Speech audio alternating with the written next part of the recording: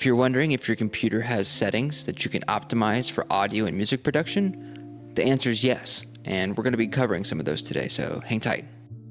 Hello everyone, and welcome to WaveSpot. My name's Austin Knaus, and I've spent the last 2 decades working with audio. My goal for this channel is to share all the fundamentals I've learned along the way in hopes to give you a fast track to understanding the world of sound. So, let's dive in. So the first one we're going to talk about is disabling applications on system startup. So let's jump in really quick. For me, or for Windows users, it's going to be Windows Startup. Then here you can see Startup Apps. This is the list of applications that are going to start whenever you initially turn on your computer. The more of these that are selected, the more processing power, the more time it's going to take for your computer to start up. So what you want to do is disable as many of these as you possibly can, all except for the applications that help run your audio devices. For me, we can see the Universal Audio, USB audio class drivers, and the Alienware Sound Center, because I have an Alienware computer, but that's besides the point. So the goal with this is we don't want any applications that we aren't using to start up whenever we boot the computer, because our primary goal is to get into the DAW, or the digital audio workstation, so we can get to recording and creating as fast as possible. So the next one we're going to discuss is minimizing background tasks. If you're watching a 4K YouTube video, chatting on Discord, you have Candy Crush open, whatever applications, if you're playing games and you have your digital audio workstation open, you're really taking away a lot of computer processing power from your digital audio workstation. If you're working with audio, then you should close out of all the other applications and just work with the audio. The third one we're going to talk about is optimizing your computer's power plan, as well as disabling USB power management. So let's jump into the computer really quick. For the Windows users, it's going to be the Windows key, and then we're going to type in power plan. You can see it's this one up on the top. All right, so here it's pretty much just giving you the option to turn your display off or put your computer to sleep, but we want to go into the advanced power settings. So we want to go to USB settings and disable USB selective suspend setting. We don't want our computer to throttle our USB at all. If we're using a USB audio interface, we don't want that to turn off or be managed in any way, shape, or form. We want it to be all on all the time. Some other settings that we can go into, we can go to processor power management, and we can go to minimum here, and we want that set to 100, and the maximum also set to 100. So there's no deviation and power throttling, if you will, for our processor. So the fourth one that we're going to talk about, I only recommend if your computer's brand new, you haven't put anything on it yet, or you have just recently backed everything up, and that is optimizing your hard drive. So let's jump in here. Again, for Windows users, it's going to be Windows, and we'll just type in drives, and we'll see the defragment and optimize drive settings here. You can go in here and choose whichever hard drive you have on your computer. And you can see I have 17 days since the last retrim. And so what this does is it just continuously goes through and optimizes your drive.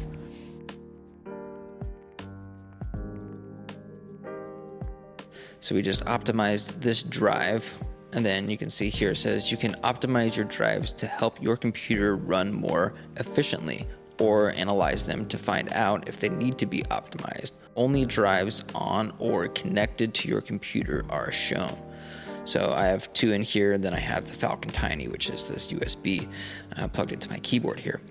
All right, we're going on number 5. So this is disabling system sounds. So let's jump in here. And again, Windows, and we'll type in system sounds. Change system sounds. All right. So sound scheme. I have no sounds.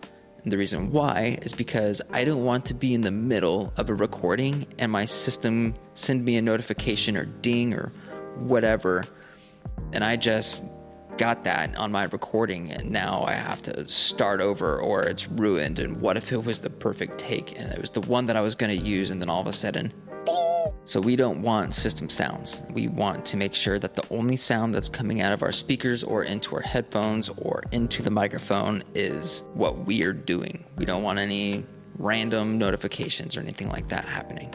And not only that, whenever you have your system sounds activated, it does take up processing power to make a sound happen.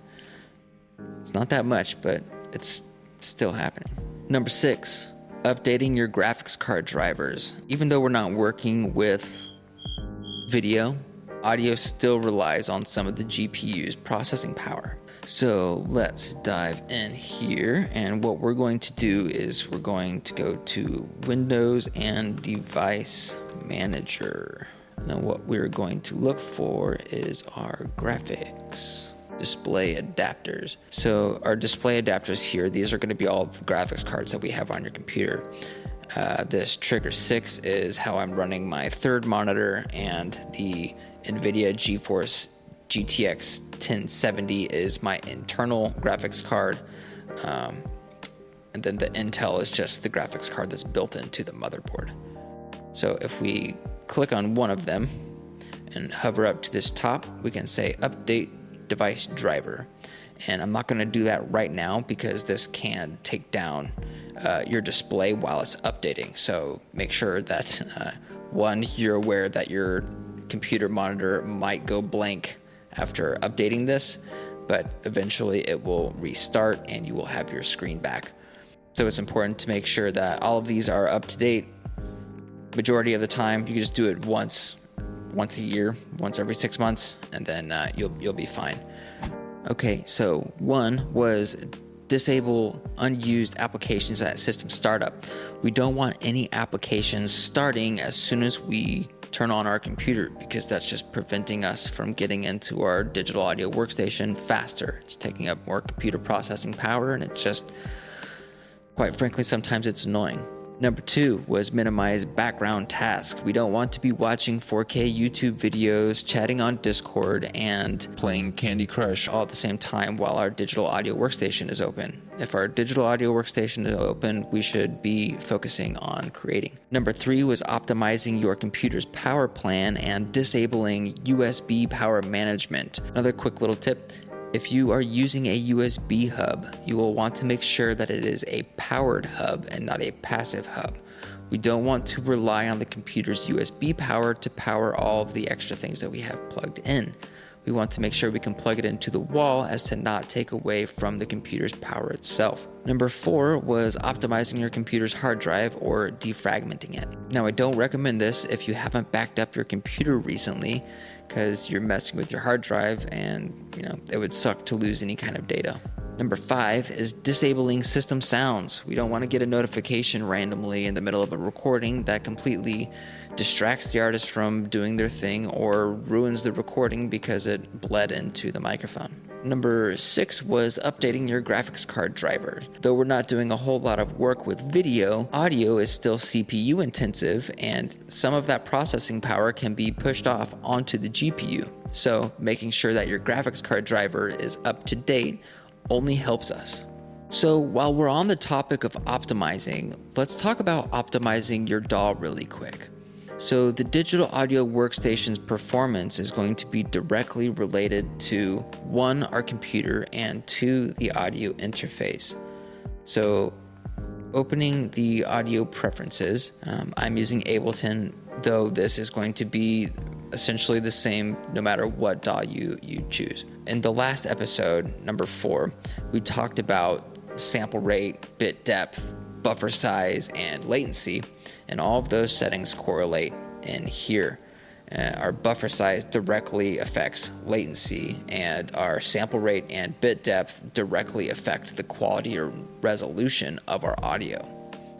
So if we have a sample rate that is way too high for our computer to handle, our system, our CPU will start to increase. And the majority of digital audio workstations will have some sort of metering so you can watch how much CPU power you're actually taking. All right, so I set up a little experiment for us really quick. I'm gonna demonstrate what it sounds like when your computer's CPU is starting to become overloaded. So I have this one instrument here, and it's playing 10 random notes.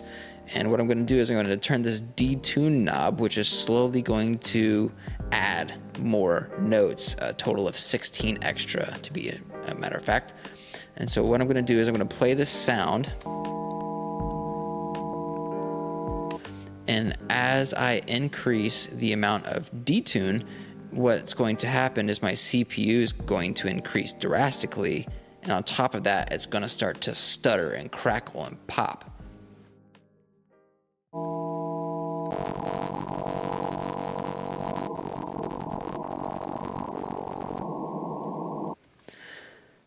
I don't know if you saw that, but I'll do it again. We reached 113% of my CPU just now. I'm also recording on the same computer that I'm doing this with, so it just goes to show that the less you can do, the better it is for your computer. So watch this meter up here while I play that again.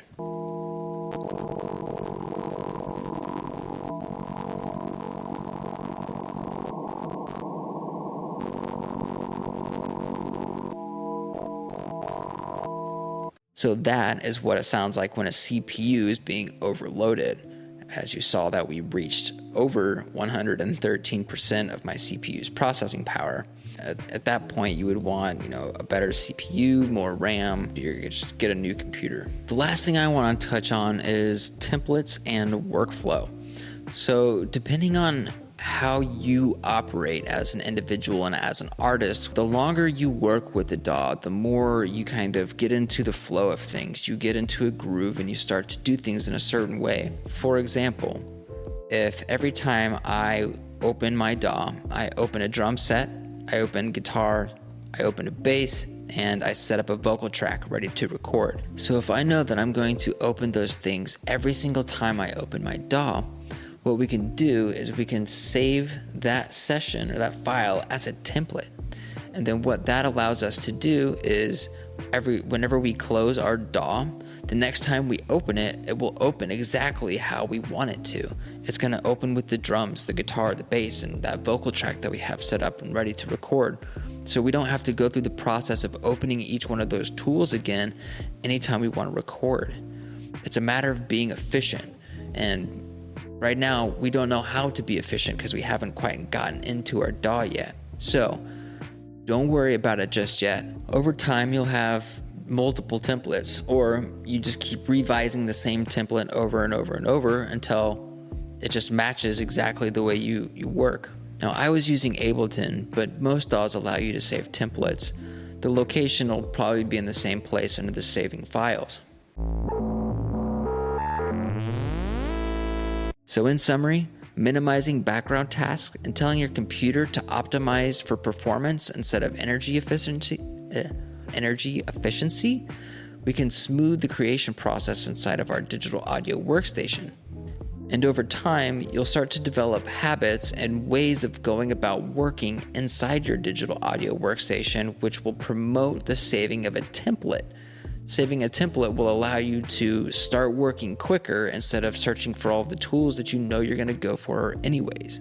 If you found any of this information valuable, hit that subscribe button. I release a new video every Monday. If you still have questions or if you learned something new, leave a comment below and I'll be sure to get back to you. If you want to read more on the topic, feel free to head over to wavespot.com where I have all of today's information in more detail written in a blog post. And until next time, thanks for watching.